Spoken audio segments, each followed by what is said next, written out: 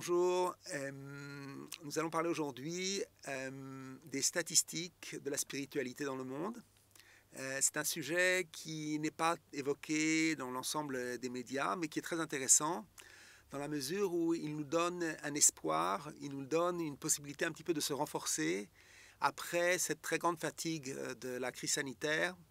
Après cette fatigue qui est un petit peu une fatigue organique, en tout cas qui est née ces 30 ou 40 dernières années, le fait de travailler à outrance à un âge pourtant jeune, de travailler parfois 14, 15, 16 heures par jour et d'arriver à l'âge de 40 ans avec une fatigue, un épuisement, nous allons découvrir qu'il y a des valeurs qui vont au-delà du travail et qu'en fait, nous sommes en quelque sorte arrivés à une sorte d'impasse, mais nous allons commencer par les statistiques et peut-être à la fin de notre conférence, nous parlerons de cette impasse et comment la surmonter. La spiritualité sont d'abord des chiffres. Il y a une étude qui a été faite par un institut de recherche qui s'appelle le Pew Research Institute. Cet institut a constaté que 80% de la population mondiale est affiliée en quelque sorte à la spiritualité. En reprenant la définition du président Macron, que la spiritualité, c'est quelque chose c'est un concept qui est plus large que la religion. Nous allons l'expliquer. En fait, ça comprend tous les aspects de la vie. Mais nous allons le voir de manière progressive.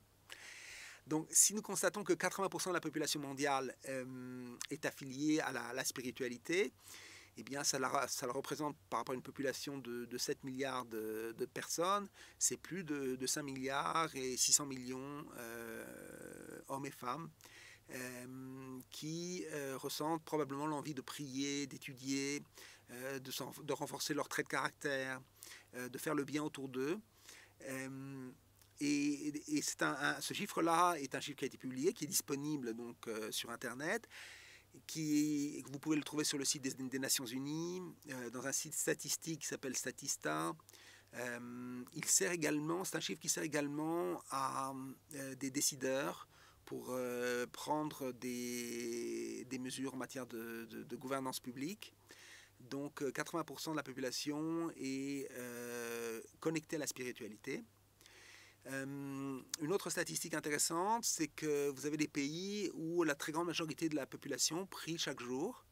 Les chiffres viennent du site Statista, par exemple au Nigeria, pardon. Nigeria, c'est le terme anglais, il faudrait que je vois le terme français, mais en tout cas, dans ce pays qui a 100 millions d'habitants, 97% de la population prie chaque jour. Donc c'est presque 100 millions de personnes et c'est la très très grande majorité de la population. On voit que la fait de prier chaque jour est quelque chose de normal. C'est-à-dire que si vous avez 100 millions de personnes dans un pays qui n'est pas considéré comme extrémiste, si vous voulez, c'est un pays qui n'a pas de volonté de conquête du monde ou de changer des choses en Occident, ou de lutter contre des factions, différents courants. Nous allons parler de manière pas trop précise, mais les choses sont très visibles aujourd'hui, ou en tout cas beaucoup plus qu'avant. Donc vous avez 87 millions de personnes qui sont 97% de la population de ce pays africain qui prient chaque jour. Donc c'est normal de prier chaque jour, quoi. En tout cas pour les Africains. On va voir maintenant qu'est-ce qui se passe aux États-Unis. Est-ce que c'est normal aussi aux États-Unis? Alors aux États-Unis, le chiffre se monte à 47%. Alors sur la base d'une population mondiale d'une population américaine d'environ 300 millions de personnes, 47%, c'est presque 150 millions de personnes. Donc vous avez 150 millions de personnes, 150 millions d'Américains qui prient chaque jour. Dans un pays qui est considéré par certains comme le summum de la réussite financière, parfois de la réussite politique, ou de la réussite dans certains autres domaines, dans le domaine des sciences humaines ou dans d'autres, disons, de l'éducation supérieure, pour parler de manière générale. Et donc on voit, et on peut même révéler qu'il y a des cours de spiritualité dans des universités qui, à l'origine, étaient des bastions du libéralisme et du rejet un peu de la spiritualité. Aujourd'hui, il y a des cours, ça s'appelle en anglais mindfulness, c'est le fait de de regarder un petit peu sa vie, sa journée, de prendre du temps pour soi et de voir ce qui est bien, de réfléchir, d'approfondir, pas de se soumettre à une pression qui est parfois une pression médiatique ou une pression sociale et de passer son temps à courir et à d'éteindre éteindre les incendies, comme c'est une expression en hébreu. Mais de construire sa vie, de voir dans quel domaine nous allons, est-ce qu'il faut aller un petit peu plus à droite, un peu plus à gauche, est-ce qu'il faut faire certains changements. Vous avez des cours de mindfulness à l'université de Yale. Donc Yale, c'est un bastion de la pensée, du génie universitaire. Et donc, on est en train de découvrir la spiritualité. Vous avez des tels cours également dans une université à Séoul, en Corée du Sud. Et c'est important aussi parce que la Corée du Sud est un pays asiatique qui se développe beaucoup et qui recherche également une excellence intellectuelle. Et donc on voit qu'il y a dans une des universités de Corée du Sud, il y a un cours qui est un cours en fait assez... Ce cours, c'est un cours online, il est public, en fait il est vendu pour 100 ou 150 dollars et il a beaucoup de succès. Et ces cours de méditation, de mindfulness sont de plus en plus populaires. Et c'est quelque chose qui est extrêmement intéressant. C'est un phénomène qui est en train de toucher l'Europe et également de toucher la France. En France, on a parlé déjà du site Petit Bambou sur la méditation. Nous avons parlé de son histoire. Les gens aujourd'hui recherchent un sens, ils recherchent la vérité. Et il y a un discours qui est un discours dont avec une base matérielle qui aujourd'hui ne répond pas aux attentes.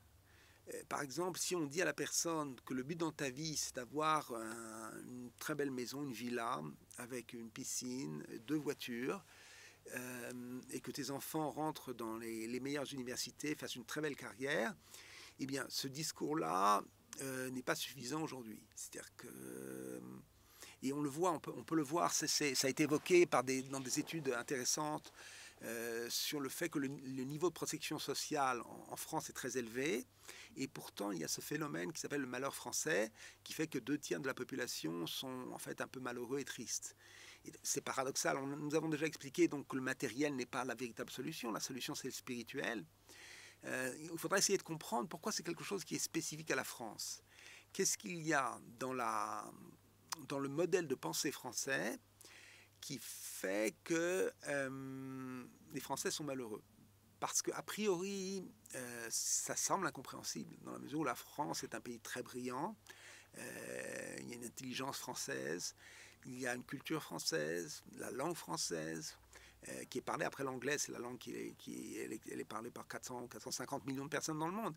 Donc, comment se fait-il que nous sommes malheureux en tant que Français, Français en France ou Français de l'étranger, et alors qu'a priori, nous avons les meilleures données pour réussir, puisque tout le monde est très intelligent et très brillant. Et peut-être qu'en fait, c'est parce que nous avons un petit peu peur de la spiritualité. Et lorsque le monde découvre la spiritualité, ou que la spiritualité est un acquis, pour nous, c'est une guerre à livrer. C'est une guerre de pensée. C'est de briser un tabou, en fait.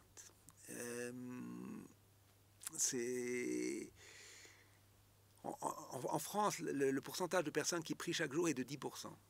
En Chine, il est de 1%. On ne sait pas si le chiffre vis-à-vis de la Chine est exact, mais c'est intéressant de constater que 10% des personnes en France prient chaque jour, 47% aux États-Unis, 97% dans ce pays africain, Niger ou Nigeria. Et la question, est-ce que c'est lié au malheur français? Est-ce que le malheur français provient du fait que nous ne prions pas, ou pas assez? On va essayer de découvrir des éléments de réponse. Vous avez des intellectuels français qui en fait tirent la sonnette d'alarme en disant nous devons retrouver la spiritualité.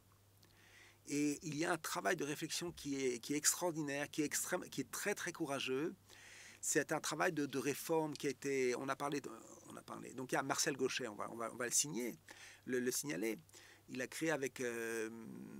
Nora en 1980 une revue qui s'appelle Le Débat. Il est probable qu'il voulait initier en France des changements de mentalité, des changements de paradigme. Ce mot est assez populaire aujourd'hui. Et ce sont des choses qui prennent, mais il y a une résistance qui est très forte. C'est-à-dire que vous avez d'un côté des statistiques, c'est donc une donnée qui est objective, dire que 80% de la population mondiale est affiliée à la spiritualité, que ce sont des statistiques qui figurent sur le site des Nations Unies, donc qui sont acceptées par tout le monde. Et nous nous accrochons à la laïcité et comme un dogme, c'est-à-dire que on va parler de manière un petit peu ouverte, mais on est comme dans un pays communiste. C'est-à-dire qu'on a un appareil d'État au niveau de la façon de penser qui fait que jusqu'aux 10 dernières années, en fait on peut dire 40 dernières années sous l'impulsion de M. Nora et de Martial Gauchet, mais disons qu'au niveau, jusqu'à ces 10 dernières années, on n'avait pas le droit de parler de spiritualité, de religion en France. C'est-à-dire que c'était un tabou. Et c'est quand même extraordinaire de dire d'un côté que nous sommes une démocratie, qu'il y a la liberté, et d'un autre côté, nous avons un langage qui, avec des freins et des barrières, c'est une forme de censure, c'est pas inconscient, mais c'est une censure sociale où il n'y avait pas de liberté de conscience. C'est-à-dire que la laïcité, c'était une négation du fait religieux. Et c'est seulement ces dernières années, et le président Macron, il y a des discours en 2018 dont il parle, où il explique que la laïcité, ce n'est pas une négation du fait religieux, c'est une liberté de choix. Il y a également une liberté d'être religieux et une liberté donc de rechercher la spiritualité. Mais c'est un cheminement. C'est-à-dire que ce passage de la négation à la liberté de conscience, c'est fait après des années. C'est un siècle ou 2 siècles de travail. Et donc il y a... Et peut-être que le titre de la revue de M. Nora et de Maurice, de ce professeur, qui veulent essayer de relier notre vie politique et peut-être notre vie quotidienne, mais en tout cas notre vie politique, en ce sens, notre vision de la société, notre vision de l'avenir à la spiritualité, ce débat, ce courant, cette tendance qu'on voulait, ce débat que l'on voulait ouvrir, et peut-être qui a justifié le titre de cette revue, c'est-à-dire qu'on voulait ouvrir un dialogue, et nous voyons qu'il y a des penseurs, des intellectuels qui ne veulent pas ce dialogue. Et c'est extrêmement paradoxal.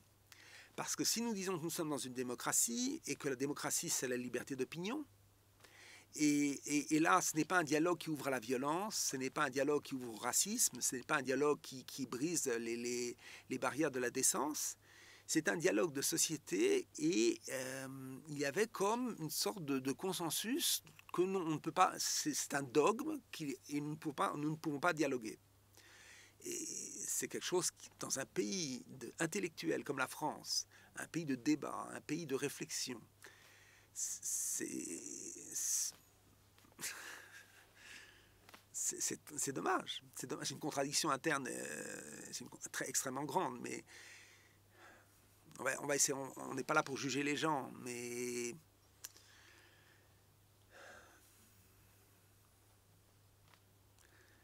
on n'est pas là pour juger les gens, mais lorsqu'on veut la liberté et que cette liberté passe par un dialogue, et que ce dialogue est un dialogue qui est sain, qui est respectueux, qui est un dialogue sur des principes fondamentaux de la société, sur des choix fondamentaux, et lorsque nous empêchons ce dialogue, lorsque nous accrochons à une vision administrative de la société en quelque sorte. C'est comme s'il y avait une sorte de circulaire qui disait tout sujet qui n'est pas la laïcité ne peut pas être évoqué dans aucun domaine.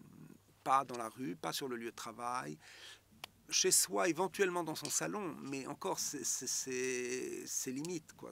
Il ne faut pas exagérer. C'est un discours qui n'est pas si facile.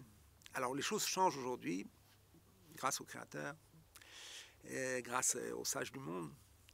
Et peut-être il faut apprendre à faire le pas. C'est-à-dire que ça répond à notre attente. Si vous, le fait de se lier à la spiritualité, c'est le fait de retrouver un véritable bonheur, un sens à notre vie, de savoir qu'en fait le Créateur nous a créés pour accomplir ici une mission, que chacun a une mission qui lui est propre, qui est différente de l'autre.